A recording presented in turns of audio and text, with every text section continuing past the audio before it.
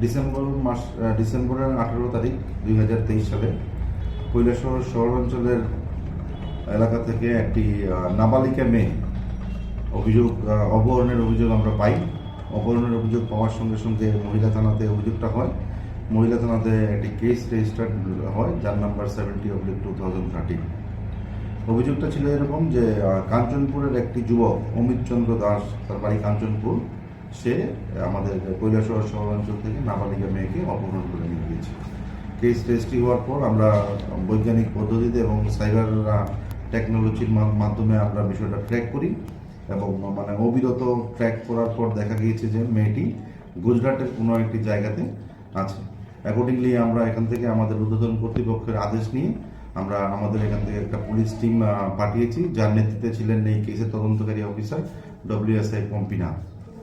উনি